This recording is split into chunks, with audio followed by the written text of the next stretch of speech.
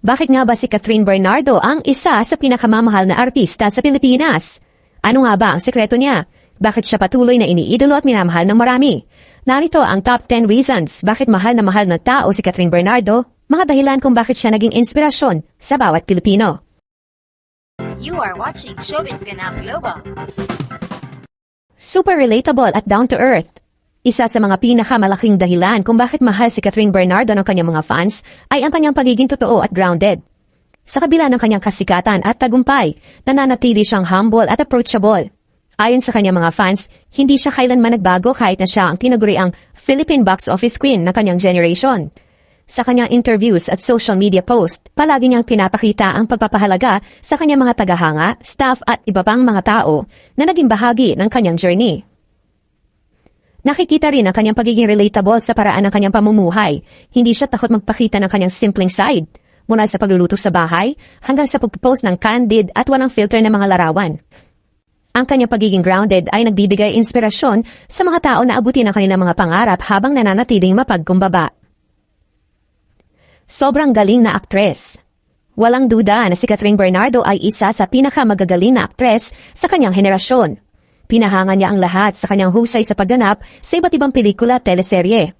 Sa mga pelikulang The House of Us, Hello Love Goodbye at ang Hello Love Again, pinamalas niya ang kanyang versatility bilang aktres na umantig sa damdamin ng milyong-milyong manonood. Bukod sa mga romantic films, napatunayan din niya ang kanyang kakayahan sa mga intense roles tulad ng sa A Very Good Girl.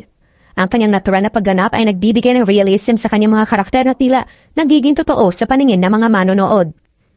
Ang kanyang dedikasyon sa bawat role ay dahilan kung bakit siya ang tinaguriang Philippine Box Office Queen na may hawak ng ilan sa mga highest-grossing films sa kasaysayan ng pelikulang Pilipino.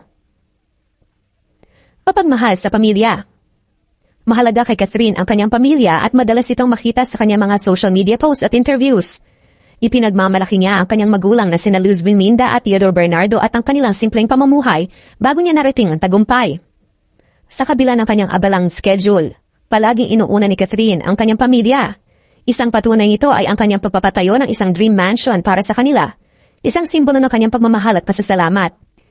Ibinabahagi rin niya ang kanilang mga bonding moments tulad ng simpleng kainan, bakasyon, na nagpapakita ng kahalagaan ng pamilya sa kanyang buhay.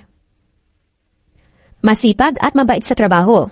Si Catherine ay kilala sa kanyang professionalism at dedication sa bawat projects.